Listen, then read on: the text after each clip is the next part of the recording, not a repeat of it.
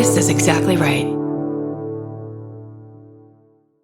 If audiobooks are your thing, or if you've been meaning to listen to more of them, you should check out a podcast called Earsay, the Audible and iHeart Audiobook Club, hosted by Cal Penn. Each episode spotlights standout audiobooks on Audible across all kinds of genres: sci-fi, comedy, romance, thrillers, and more, with Cal talking to guests who help break down what makes each story worth listening to. It's a fun, easy way to discover your next great audiobook. Check out Earsay on the iHeartRadio app, Apple Podcasts, or wherever you get your podcasts. Goodbye. The best time to think about home security is before you need it. That's exactly why there's Simply Safe. Traditional home security only alerts you after a break-in has already happened, and that's too late. Simply Safe is changing that. Simply Safe's U.S.-based live agents identify threats on your property and help deter them so intruders never get to your house. The system is customizable so you can build one that fits your home and your specific needs. The 24/7 professional monitoring is effective and affordable and won't lock you into a long-term contract. I think that's what's so scary for so many people is that long-term contract. And like, what if it turns out you don't like it or need it,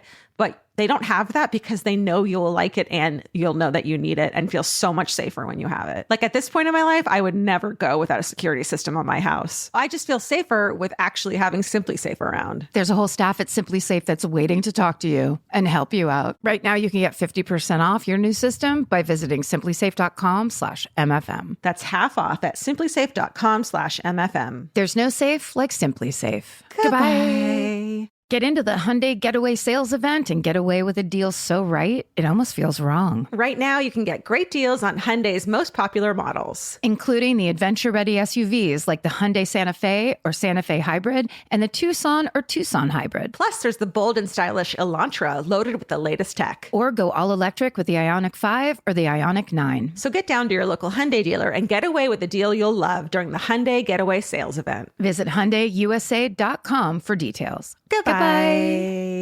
We wanted to take a moment to share some of the important work that the Fall Line podcast is doing to cover overlooked cold cases within marginalized communities in the Southeast. Their latest season highlights the cases of missing teenager LeRyan Nicholson and an unidentified homicide victim, both set against one of the worst tornadoes that Nashville, Tennessee has ever seen. So keep listening to hear their story, beginning with episode 1, An Unidentified Man. And then please go to the Fall Line feed and you can hear episode 2, Son of Nashville, that's out right now. And then please go to thefalllinepodcast.com and follow the show at Fall Line Podcast on Twitter and Instagram, and subscribe to the Fall Line on Stitcher, Apple Podcasts, or wherever you listen. We here at Exactly Right are so proud to have this show on our roster. So please check it out. Thanks so much. This is the first episode in a 3-part series. It discusses crime scenes, graphic injury, autopsy, and violence. Listener discretion is advised.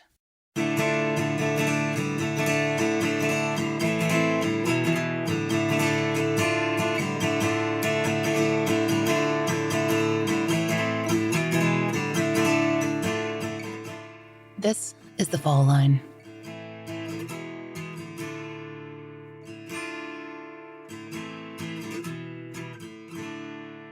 From the archives of the United States National Weather Service, the following is directly excerpted from reports of the 1998 Nashville tornado.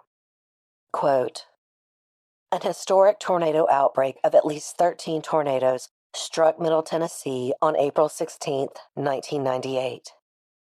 Many of these tornadoes were strong or violent and tracked long distances, killing 4 people and injuring nearly 100 people, while causing hundreds of millions of dollars in damage. The most infamous tornado during the outbreak struck downtown Nashville, blowing out numerous windows and skyscrapers and causing the collapse of some older buildings. This tornado outbreak was unusual in several respects.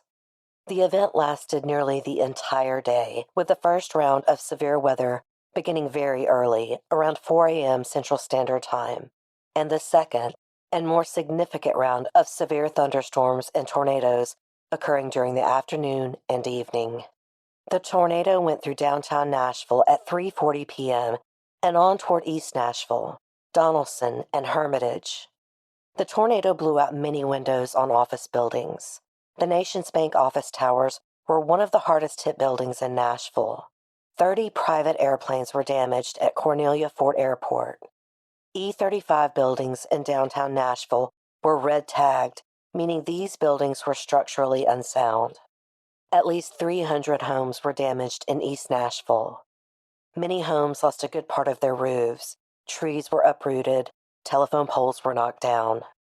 St. Anne's Episcopal Church, which is well over 100 years old, received major damage. Uprooted trees, damaged roofs to many homes was the story across Donaldson and Hermitage. Numerous windows were blown out at the Gaylord Building in Donaldson.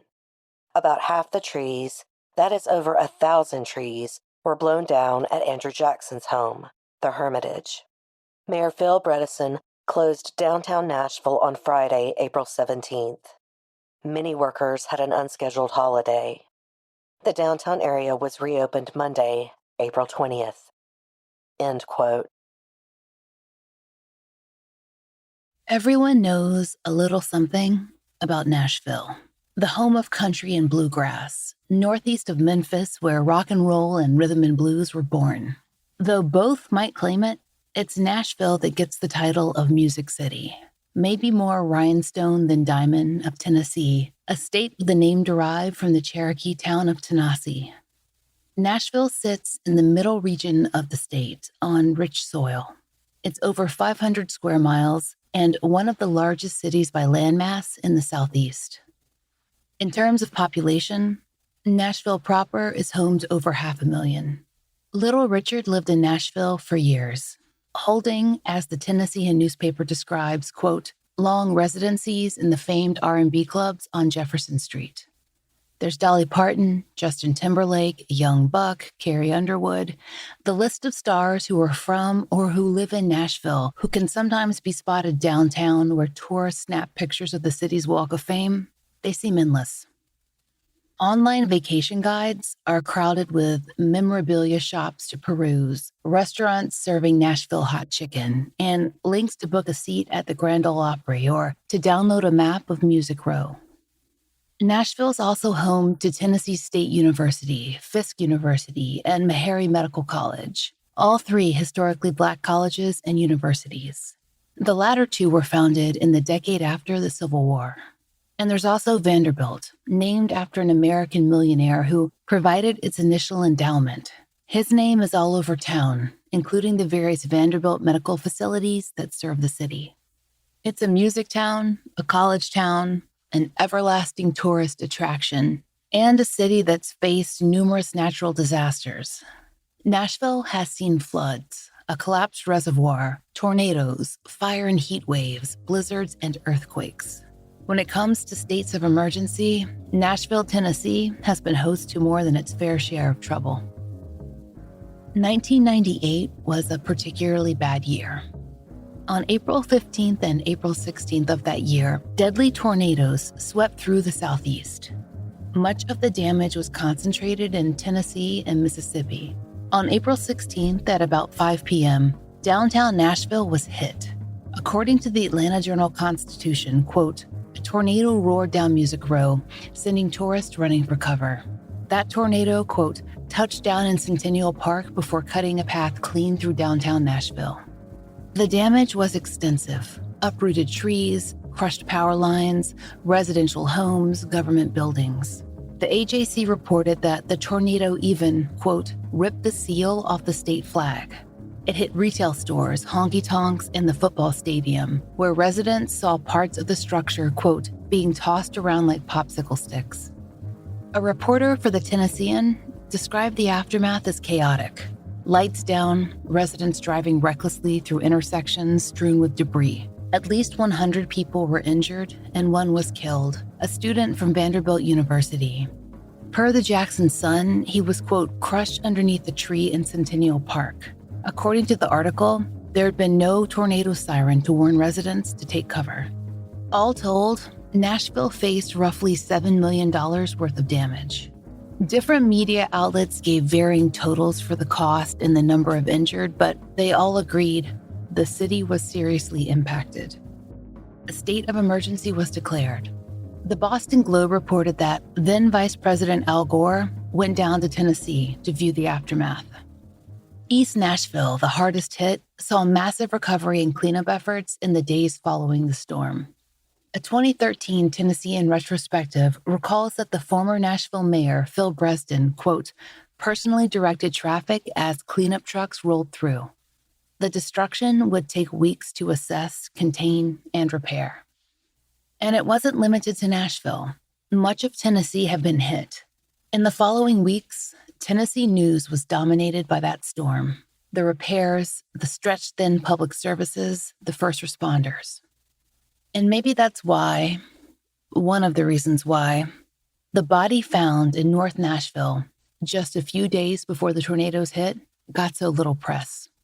That discovery came on Monday, April 13th, 1998, a cool, clear morning in Nashville. It was around 8 a.m. that someone called the police to report the smoke. The caller lived on Mary Street, a dead-end road in North Nashville. The street runs up against Interstate 265 where patchy woods meet the road barrier. And back then, there were a few vacant lots at the end of the road too, so no direct neighbors where the street ran into the embankment. According to the Tennessean, that particular spot was known as a convenient place to abandon strip cars. Mary Street was reportedly popular with sex workers too, and it wasn't unusual for residents to see cars on their street at all hours. Per the Tennessean, residents had heard a car early on the morning of the 13th at around 5 a.m. Nothing remarkable there. As noted, the street saw traffic. But as the sun rose, it became evident that something had been left behind. Something burning. According to a Crime Stoppers bulletin published later that summer, a Mary Street resident saw a rolled-up beige carpet at the end of her road. It was still smoldering. And wrapped inside that charred material was a body. The victim was so profoundly burned that, per the Tennessean, first responders could not guess at race, gender, or age, or cause of death. The fire hadn't spread, but kerosene sprayed on the carpet had created a very intense heat. And yet, no one had heard a thing. As reporter John Yates pointed out, the traffic from Highway 265 would probably have drowned out, quote, more suspicious sounds. Police arrived and the scene was photographed and processed, but it would take a medical examination to determine more about the victim. The police report is brief. Quote, the body was found in a prone face-up position at the dead end of Mary Street in North Nashville. At the time of this report, the body could not be identified, having been burnt beyond recognition. The body was transported to FSC for further examination. The case remains open as of April 13th, 1998 at 1500 hours. There were 2 articles, at least that we found, published on the discovery of this victim. They are also brief. The Tennessean's initial report didn't contain the information about the carpet. Likely that detail hadn't been released to the press at the time of publication. Perhaps there would have been a follow-up as soon as the coroner's report was in, had there not been a dramatic change to the Nashville news cycle. The Tennessee tornadoes came, and the case disappeared from the local papers. There was much to report on in the state and in Mississippi and beyond, and so that report from April 14th remained the only spring coverage of the body found at Mary Street. In that report, there were virtually no identifying details, nothing to help a family recognize their missing loved one in the description. Only upon the publication of the Crime Stoppers Bulletin in July was more known about the victim. According to the bulletin, the Mary Street victim was a black male between 18 and 25 years old. His body had been profoundly burned and post-mortem. Examiners were able to give an approximate height of about 5'11" and a weight range of 150 to 160 pounds. Though not in the paper, a source who has seen the autopsy told us that the cause of death was listed as blunt force trauma to the head. And according to our source, a toxicology report was run on the victim. The results showed that no controlled substances were in his system. The examiner was able to distinguish some details of the young man's clothing: a pullover shirt, blue jeans, a maroon CPO zipper-style jacket with YKK displayed on it, and sandals. The clothing details were specific enough that someone, hopefully, could have recognized them. But no identification came. Eventually, the unidentified victims' remains would either need to be interred, cremated, or stored for testing. In Nashville, unidentified persons are generally buried. Every city has so-called potter's fields, or cemeteries or areas where public burials are conducted. These public burials are funded by the city because of a decedent's lack of funds, unknown identity, or unclaimed status. Historically, criminals might also be buried in potter's fields, sometimes, like other citizens, in unmarked plots that might or might not be recorded in a log. These public burial grounds usually exist within or adjacent to traditional cemeteries where there are plots that are also sold privately. In the 20th and 21st centuries, Nashville's indigent or pauper burials have occurred in various cemeteries and on county-owned land throughout the city. In some cases, there are not individual grave markers, whether the decedent's identity was known or unknown. Now, the process is overseen by Metro Social Services, specifically indigent burial and cremation services. The eligibility for assistance is outlined on their website. The office works to provide plots, caskets, and grave markers for residents of Davidson County or those who died while in Nashville. The Tennessean newspaper has spotlighted the program on a few occasions, and its program manager, a woman named Carol Wilson. Metro Bordeaux Cemetery is one of the sites of Nashville's indigent burials. A 2014 Tennessean article describes the area as industrial, and the graveyard is home to 1,000 people who were interred via Metro Social Services. Maps show that the entrance to the cemetery is off the main road, on the way to the main building of a local water treatment plant. The Tennessean notes that Metro Social Services made use of Bordeaux Cemetery from 1986 until 2003. Bordeaux has attracted a number of Find a Grave contributors who have photographed nearly 1,000 of the markers in the cemetery, both the indigent burial section and in the main burial area. One such photo on the website shows the entrance to the Potter's Field, where the nameplates are flush with the ground.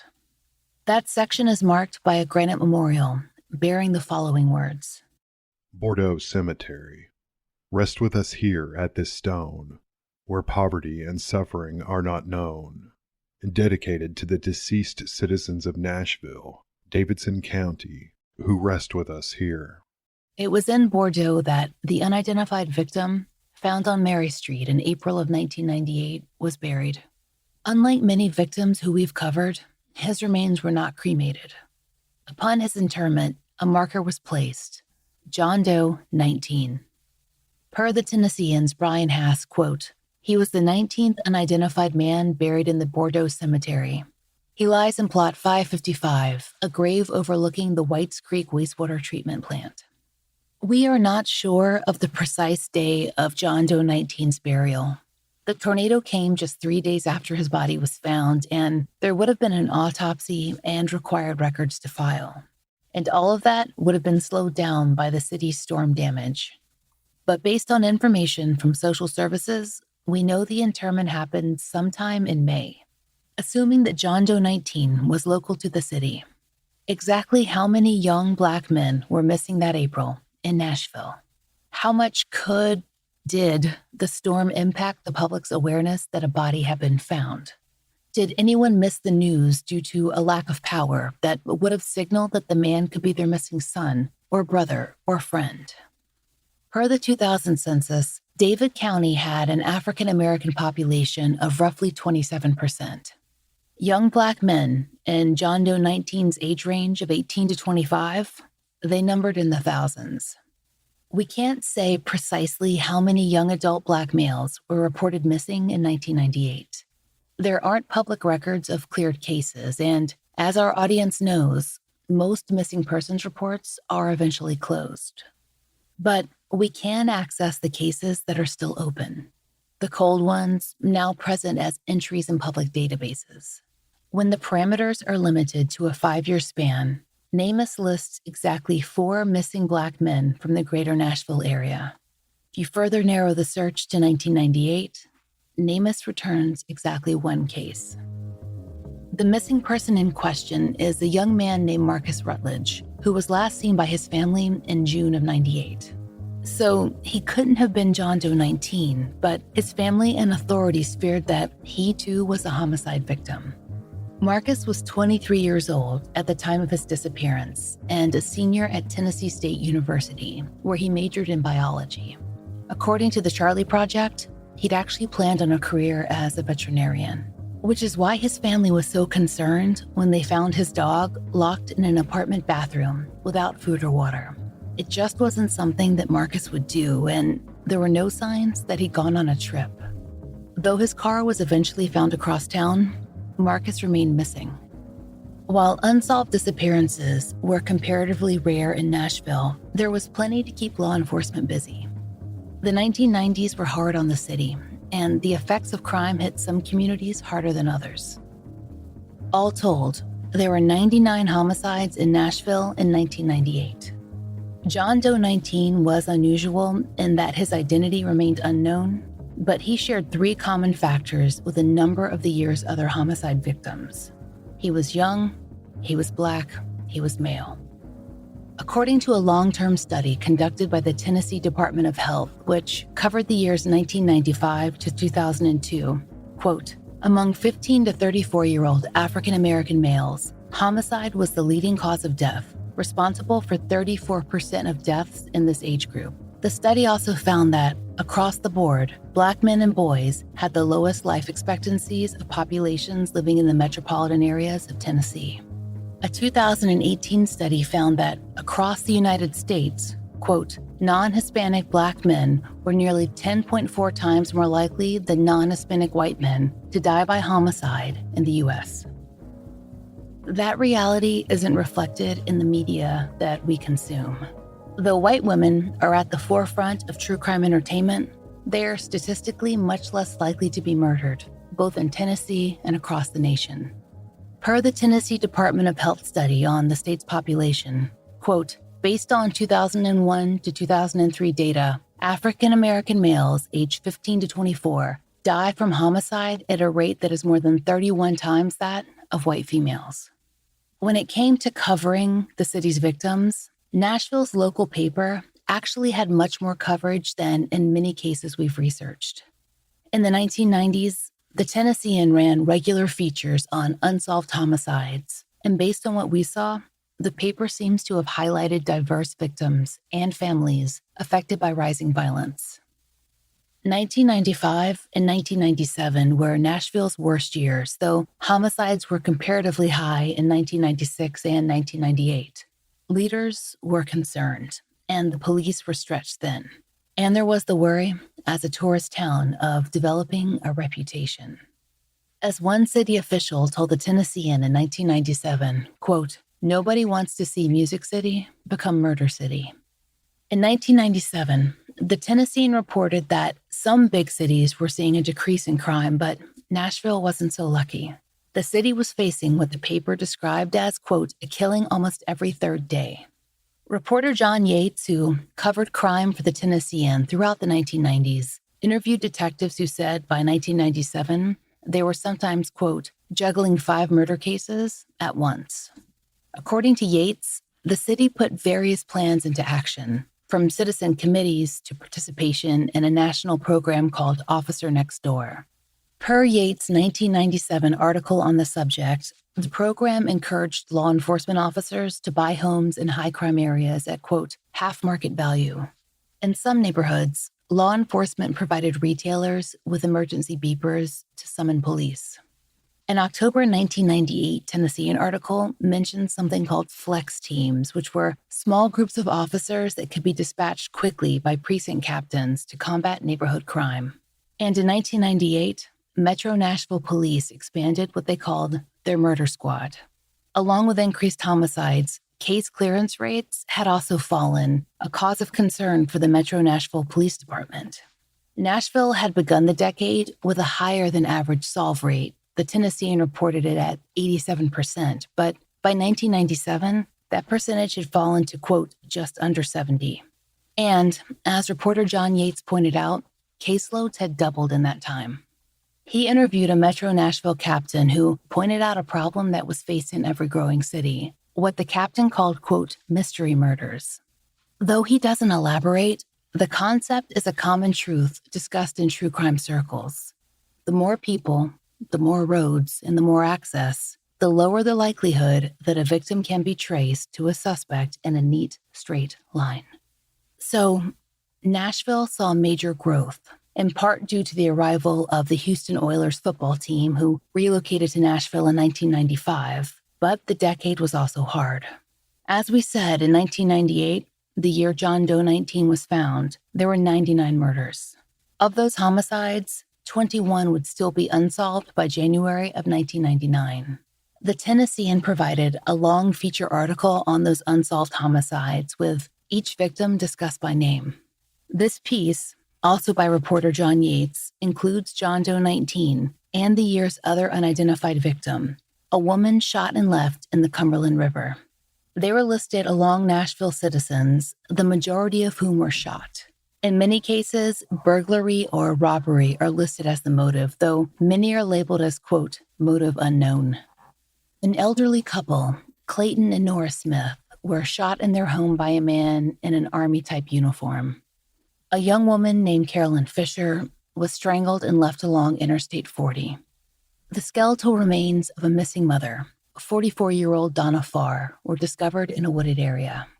Terrence Teasley, 21, was shot, with no suspects. Kevin Carter, 21, shot, motive unknown.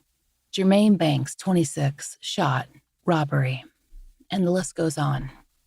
The victims show no pattern of particular intent, different races, ages, areas of town, but for each case marked motive unknown, there's an example of that mystery murder phenomenon. No clear trail to follow, perhaps no answers forthcoming. Of the 21 then unsolved homicides, 5 took place in April, but only 2 occurred within a week of the tornado. There was John Doe 19 on April 13th, and then there was Jeffrey A. Davis, who was shot on April 17th. Davis was found on Garfield Street, just about half a mile away from Mary Street, where John Doe 19's body was recovered. Both victims were found close to I-265. Davis was found bleeding on the sidewalk and later died at Vanderbilt Hospital. To the best of our knowledge, Davis's murder remains unsolved. With the victim known as John Doe 19, though, detectives were looking at what were essentially 2 different cases: identifying the victim and catching the suspect. We were able to speak with retired Nashville detective Larry Flair, who worked on the department's murder squad in the 1990s. For a brief time, he was actually the lead detective on John Doe 19's case. We asked him to walk us through how they would have approached the case of an unidentified homicide victim, especially in the days that came before the tornado. He told us that pre-planning was essential, that the murder squad had a number of procedures in place to help them quickly gather as much information as possible. He also walked us through use of a regional teletype system, essentially NCIC, but focused on a particular state. In this case, Tennessee. Well, in my career, when we first formed our squad in Nashville, we actually put all of our heads together and got a checklist. And the checklist consists of at least 150 different things. Everything from date and approximate time that we felt at the time of being notified, all the way through the other 150 or 60, including weather, temperature, outside, all types of samples are extracted from if we're outside, all types of forensic stuff that is gathered by our forensic team and such, all the way down to once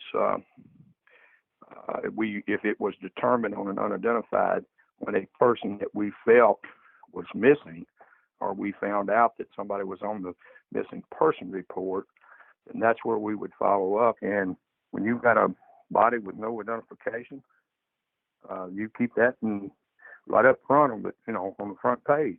Let's do everything we got, and you get someone ID'd with paperwork on them, DLs or something like that. it may not even be them. So you treat each one of these victims as if they're practically, possibly not the person you feel that they are. They could be an unidentified individual. So that's the teamwork that we had at the Nashville PD during that era. In the unidentified cases that I worked, I depended tremendously on the organization. It's called ROCIC. That's a Regional Organization Crime Information Center. And we, as detectives that utilize the ROCIC, we would author a complete actual part of everything that we knew of the unidentified person. We would pour that into their system, and their system, along with their analysts, would then complete searches, and if there was any other type of situation that might match up. Now, in this particular case, we didn't get anything back on this victim. There's an entire file on that and that alone with the ROCIC. Unfortunately, they had a regional office there in Nashville, which made it much easier, and we gained a relationship with those different professionals over there. So there just weren't missing young adult black males who met the age and physical criteria at the time? Not at that time, because each and every hit that we would get that would be close when we would follow up on it, that's my memory, is that they were definitely not in the criteria of where it could have been in either in Nashville or the age group, or different things of that nature. So everything that we put in, we weren't able to get anything of value, but it helped us cancel so many others as well. Larry told us that they would have employed NCIC2 to run national and sometimes even international checks. They would have had the basic victim description back from the coroner on an average case within a day or two, and sometimes in as little as 7 hours. The official report would come much later, but as with the Glenn County Jane Doe, the medical examiner would have prioritized giving law enforcement the basics they needed to begin sorting through missing persons reports. So, with that in mind, the first check through the system would have likely come on April 14th, though we can't be certain. Detective Larry Flair left the homicide squad in July of 1998, so he can't speak to how the case eventually unfolded. But he was involved in the retrieval of evidence that Metro Nashville would explore over the next 2 decades. And the murder squad would have worked John Doe 19's case throughout the spring of 1998, but would have also experienced the same shutdowns as the rest of the city when the tornado hit on April 16th. How much did the storm impact the search for the victim and the killer? In a 2013 article on the case, law enforcement relayed the effort to Tennessean reporter Brian Haas. Haas reported that, quote, Sergeant Gary Kemper, who now leads Metro's cold case unit, said detectives worked feverishly. They developed persons of interest, even went out of state to conduct interviews. But the case went cold in 2001, and they never identified John Doe 19, end quote. Now, there have been a few studies that concern the combination of natural disaster and crime, but most focus on crimes that occur after a disaster and who is most vulnerable and which predators might take advantage of long-term chaos, like the multiple serial killers operating in Louisiana after Hurricane Katrina. What's much harder to quantify, though, is how a natural disaster might affect an ongoing case. We can't offer a study on that phenomenon, but we do know of a single specific example from the week of the Nashville tornado. There was a missing persons report filed on April 15th, 1998, 2 days after John Doe 19 was found, 1 day before the tornado hit. The report identified the missing person as LeRyan Nicholson of North Nashville. He was described as an 18-year-old black male. According to the incident report, LeRyan was last seen by his mother, Sylvia, on April 12, 1998. The report mentions that he was living with his uncle on Jefferson Street, but that's not quite right. He was actually staying with his mother and regularly visited his uncle's apartment. His mother and uncle reported that they'd last seen him on Sunday afternoon when he left the house on foot. The responding officer noted that LeRyan was on, quote, medication to treat schizophrenia and, quote, known to smoke marijuana. We don't know why the latter is included unless it was discussed in response to a routine question about medications and substance issues. LeRyan Nicholson was a native of Nashville, where he'd grown up attending its public schools and participating in its civic programs. His name appeared in the local paper a few times before that April, when he disappeared. At Pearl Cone High School, he'd been a talented athlete, running track and placing in several races that were reported in the regional sports section. He was 15 then, and a lot would change over the next 3 years. The police department's report lists LeRyan as 6'1" and 150 pounds, with black hair and brown eyes. His mother and uncle said he was last seen in a white shirt, blue jeans, black Nikes, and a black hat. There's not mention of a jacket or what style of Nikes, sneakers or slip-on sandals, that LeRyan had on. If you'll recall, John Doe 19 was described as a black male, 18 to 25, approximately 5'11", and somewhere around 150 pounds. John Doe 19's clothing was badly damaged, but the medical examiner was able to make out blue jeans, sandal-style shoes, and a maroon jacket. We don't have access to the report, so we can only say the shirt was pullover style, meaning without buttons. Most likely, that meant a t-shirt. Minor discrepancies aside, the descriptions of LeRyan Nicholson and John Doe 19 were similar. Certainly similar enough to suggest a comparison should be made. For a few days, LeRyan's case was open alongside John Doe 19's. LeRyan went missing on the 12th and was reported as such on the 15th. John Doe 19 was found on the 13th, less than a day after Sylvia, LeRyan's mother, said she'd last seen him. LeRyan's case would have been active for about 24 hours before the Nashville tornado hit. So there were 4 days before his case was closed that a comparison might have been made. If anyone was actively working cases at that time when a state of emergency had been declared. There is an addendum to LeRyan's missing persons report on a separate page that provides some vital additional information. On April 20th, 1998, a person called the Metro Nashville Police Department and reported that LeRyan Nicholson had returned home. His case was summarily, quote, closed by exception. After April 20th, 1998, there was no missing persons report to compare to John Doe 19, whose identity was still being sought. Of his family, only LeRyan's mother and uncle knew he was missing that week in April of 1998. They were not contacted when the case was closed. And LeRyan's younger sister, Amira, and his stepsister, Candace, they weren't sharing a home with him at that time, and they weren't aware of his daily comings and goings. LeRyan's father, who lived out of state, was similarly unaware of his son's daily movements. And Candace and Amira, they didn't know that a missing persons report had been filed in the first place. So they didn't know it had been closed either, 5 days after LeRyan's mother reported his absence. And they didn't know the woman who'd phoned Metro Nashville Police. Per the police report, the caller had identified herself as Pauline Venable and claimed she was a neighbor of LeRyan's. She was no relation to his family. We know that when there's an unidentified victim, law enforcement starts close to home, looking through the city's own missing persons reports. Nashville had certainly done that and would do that in the future. In fact, we came across a number of articles discussing attempts in other cases to match human remains to missing persons reports. One in particular that stood out was the skeleton of a man found in 2001.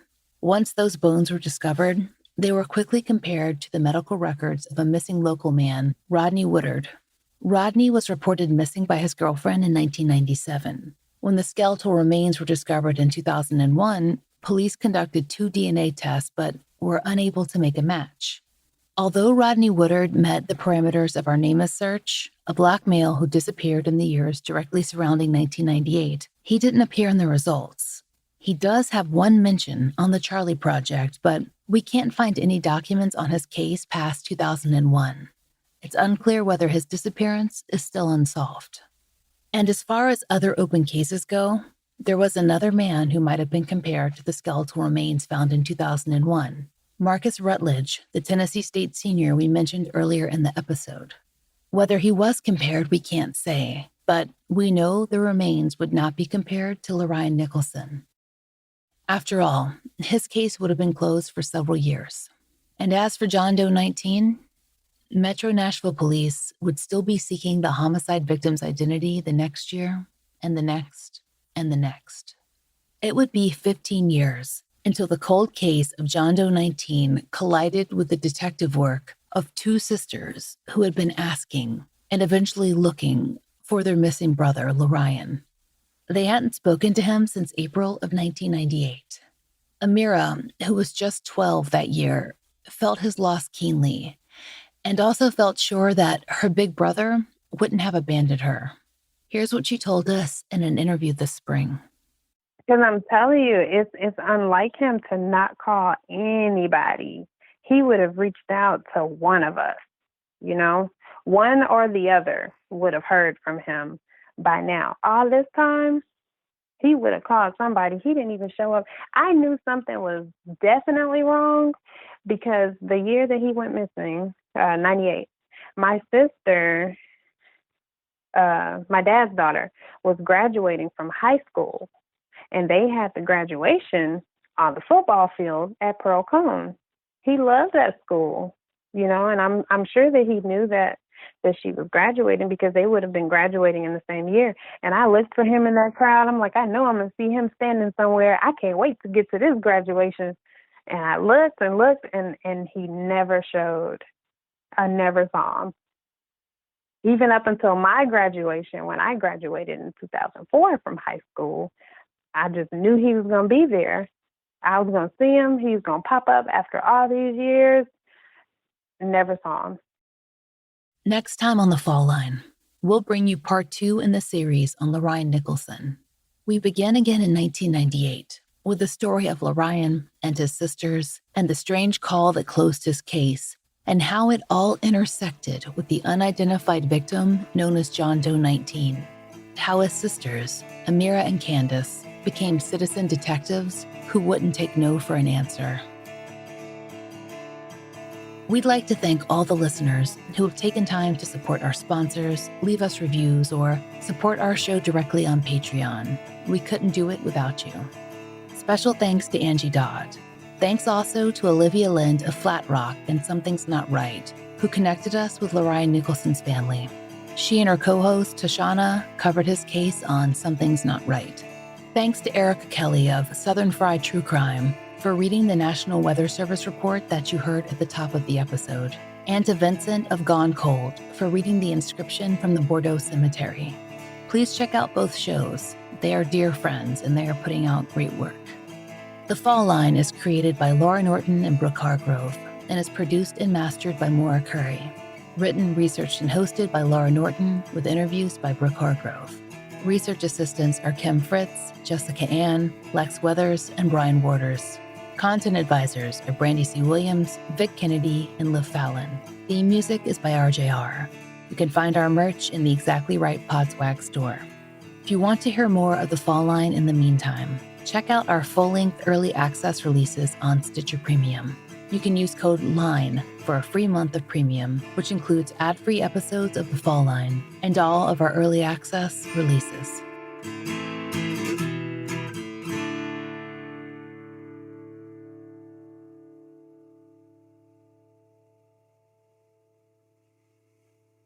The best time to think about home security is before you need it. That's exactly why there's Simply Safe. Traditional home security only alerts you after a break-in has already happened, and that's too late. Simply Safe is changing that. Simply Safe's US-based live agents identify threats on your property and help deter them so intruders never get to your house. The system is customizable so you can build one that fits your home and your specific needs. The 24/7 professional monitoring is effective and affordable and won't lock you into a long-term contract. I think that's what's so scary for so many people is that long-term contract. And what if it turns out you don't like it or need it, but They don't have that because they know you'll like it and you'll know that you need it and feel so much safer when you have it. Like at this point in my life, I would never go without a security system on my house. I just feel safer with actually having Simply Safe around. There's a whole staff at Simply Safe that's waiting to talk to you and help you out. Right now, you can get 50% off your new system by visiting simplysafe.com/MFM. That's half off at simplysafe.com/MFM. There's no safe like Simply Safe. Goodbye.